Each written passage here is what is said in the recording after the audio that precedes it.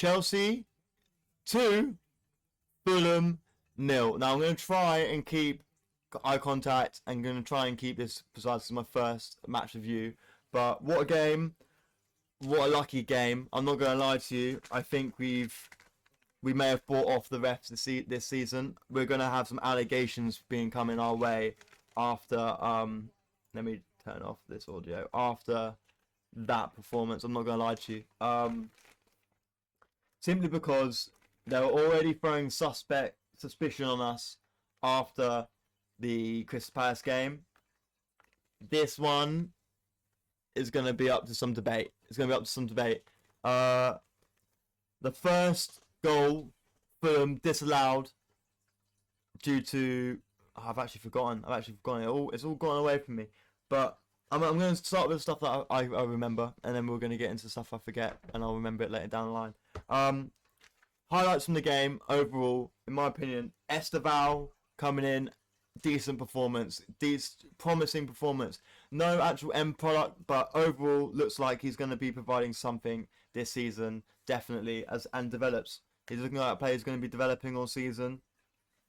He's so young, but the talent's obviously there. He's getting past players. He's beating players. He's difficult to predict. And I think you give this guy time, you give this guy more Premier League games, we're going to start seeing some talent out of Esteval, or Steval, however he likes to be called. So really, really happy with his performance today. Next up, in terms of the good performances, I'm going to try and go through the team a bit. Gusto, best performance I've seen from Gusto since the Club World Cup. One really, really, really... Oh, as my camera died. No, we're back. One really, really, really solid defensive performance from him. A really decent defensive action where he basically prevented what could have possibly been a goal, definitely a shot on target. So really happy from Gusto. He wasn't inverting today, and I think that really benefited him again.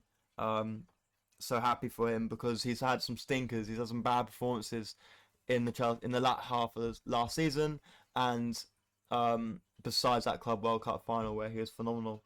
So really happy for Gusto today.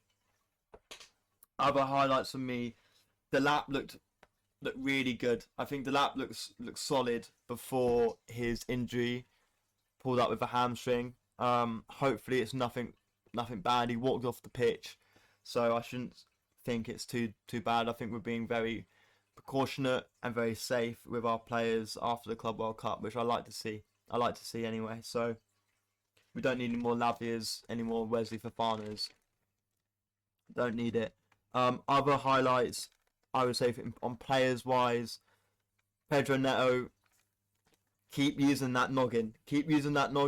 Because you're outstanding today, in my opinion. Complete striker performance. Could have done better. Obviously, can improve. He's a young striker, but big header. Gets us that opening goal right at the last second of half time. I've remembered the goals now. And yeah, outstanding performance in my opinion. Linking up the play, defending well, getting back. Was in the last action of that second half as well. He prevented he did a goal line clearance against Fulham on the corner. So in my opinion, he's man of the match because without him, we concede one and we definitely don't score one. So Pedro, outstanding today. Outstanding. Chalobah, probably my second man of the match. Poor guy never gets the actual credit because there's always someone who's done a little bit better than him, or just gotten more of the headlines. But Chalobah was immense today. Chalobah really showed himself to be a top developing centre back in the world. I really believe that. Beating the press, taking that forward touch to go into the midfield from defence. No sideways passing, no safe passing. Being brave on the ball. Attacking and pressing when he needs to win the ball back early in the transition. And then delivering the cross that ended up getting us a penalty from a handball. So Chalobah was immense today. I don't think he put a foot wrong. Yeah, I'm really, really happy with his performances. I really think Maresca may kind of end up eating his words if we end up not bringing in a centre back before Monday, and we keep getting performances like that at Chalobah. Because if I'm a West Ham, if I'm a Bournemouth, I would be paying big money to get Chalobah in. I'd be like, look, this guy's probably worth 30, 40 million. He could go become a mainstay centre back for this club, for a club like that, for years to come. So I think Chalobah's done really, really well. Really, really good performances from Chalobah today. Yeah, I think I'm really happy with the result. I think we've gotten lucky. Refereeing decisions really went our way today. They really, really went our way today. But I think we did really well to ride the bad instances of the game, to ride the times we were under pressure, to ride the uh the small attack and the small threat that Fulham gave us. But overall, I think we did really well. It was a good performance. Considering there was an early change in shape with the lap. Obviously, João Pedro's then going up front, and then when Tyreek George is in the changing room as well. I think Tyreek coming on, and then off is not as big of a deal as maybe some people make out for it.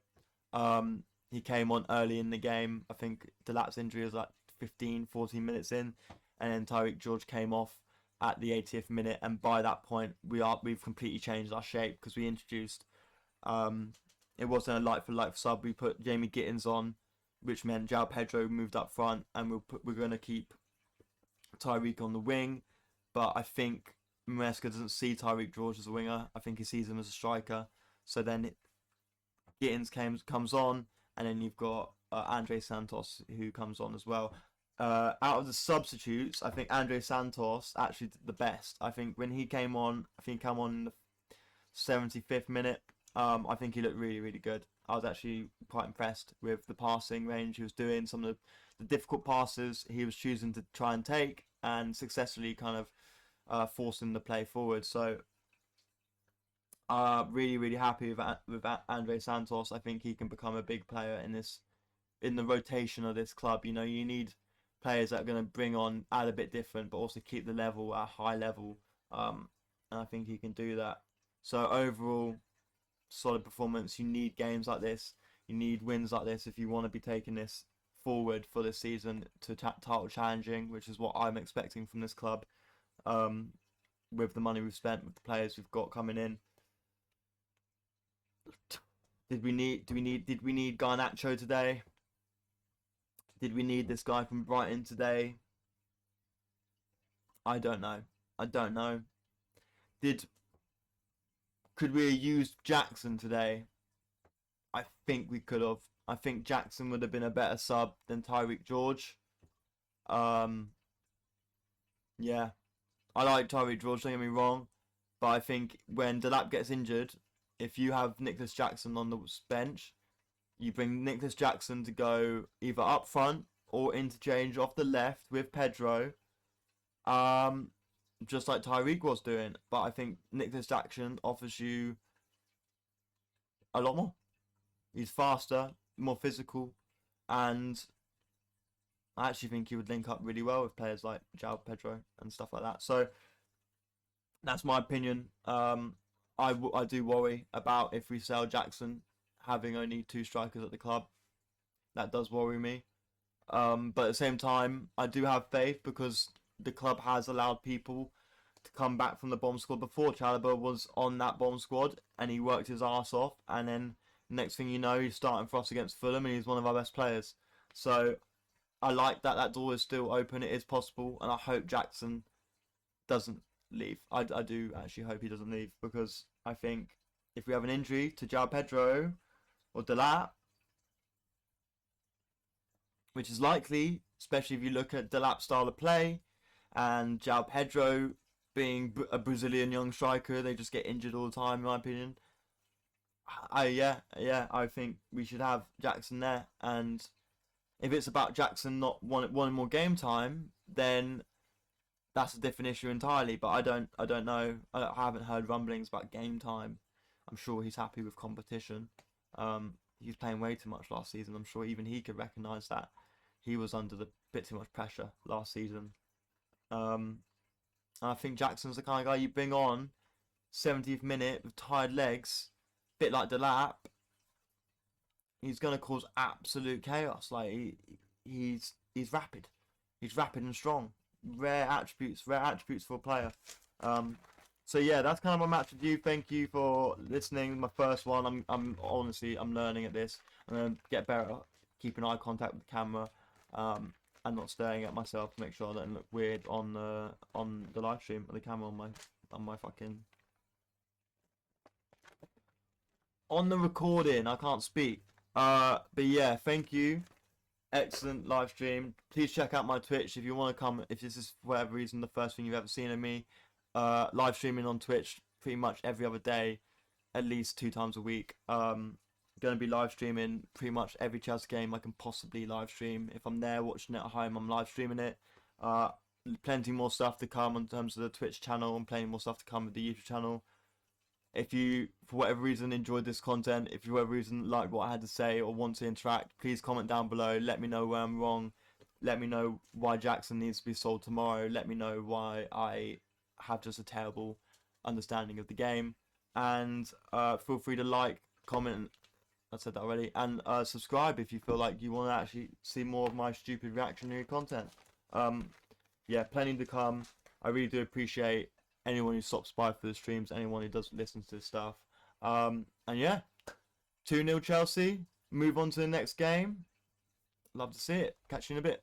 Thank you. Bye.